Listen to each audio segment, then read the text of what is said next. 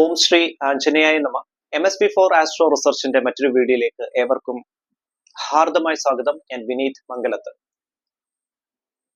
ഓം സരസ്വതി നമസ്തുഭ്യം വരദേ കാമരൂപിണി വിദ്യാരംഭം കരിഷ്യാമി സിദ്ധിർഭവതുമേ സദാ. ഓം സം സരസ്വതി നമഃ. ഈ ഒരു വീഡിയോയില് ഞാൻ പറയാൻ പോകുന്നത് 2026 വ്യാഴമാറ്റവുമായി ബന്ധപ്പെട്ട് ചിങ്ങക്കൂറിൽ വരുന്ന നക്ഷത്രക്കാരുടെ ഫലമാണ്.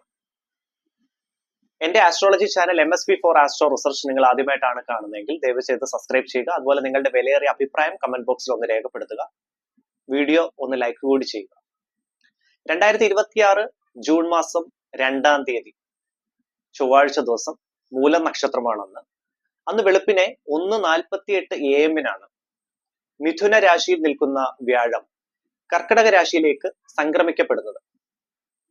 കൊല്ലവർഷം 1201 ആണ്ട് ഇടവം 19 ഈ വ്യാഴം സംക്രമിക്കുന്നത്, കർക്കിടക രാശിയിലേക്ക് സംക്രമിക്കുന്നത്. ഇതിന്റെ അടിസ്ഥാനത്തിൽ ചില നക്ഷത്രക്കാർക്ക് വളരെ അനുകൂലമായിട്ടുള്ള ദൈവാധീനം നിറഞ്ഞ സമയമാകും. ചില നക്ഷത്രക്കാർക്ക് ദൈവാധീനം ആർജിച്ചെടുക്കേണ്ട സമയം കൂടിയാണ് വരാൻ പോകുന്നത്.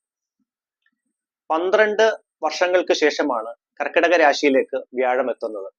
അതായത് ഒരു രാശിയിൽ 1 വർഷമാണ് വ്യാഴം നിൽക്കുക.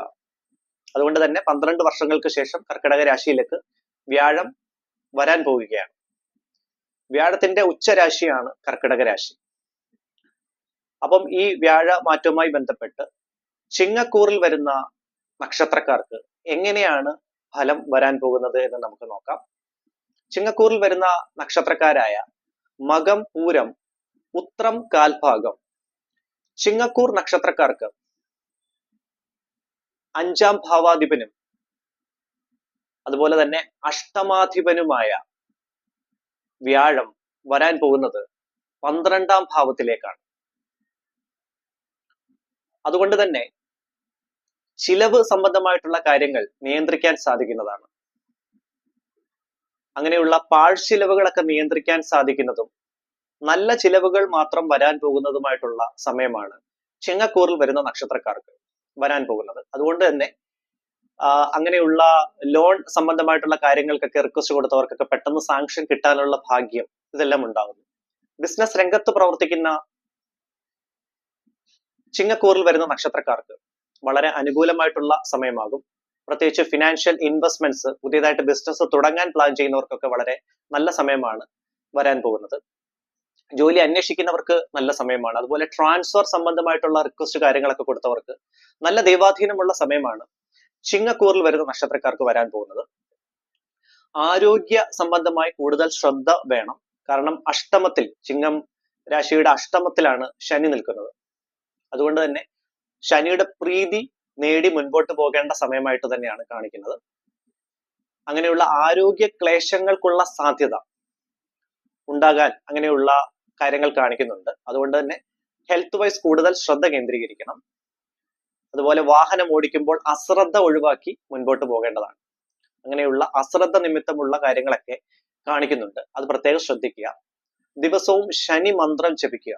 നീലാഞ്ജന സമാഭാസം, രവിപുത്രം യമാഗ്രജം ഛായ മാർത്താണ്ഡ സംഭൂതം തം നമാമി ശനീശ്വരം.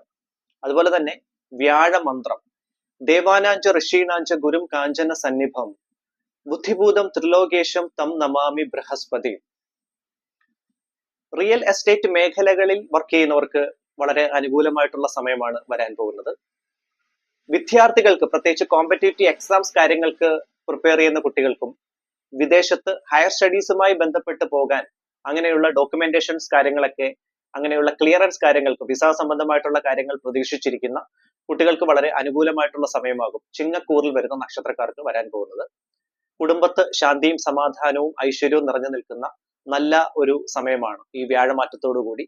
നല്ല അനുഗ്രഹ സ്ഥാനത്തേക്കാണ് വ്യാഴം വരാൻ പോകുന്നത്. പാഴ്ചിലവുകൾ നിയന്ത്രിക്കാം.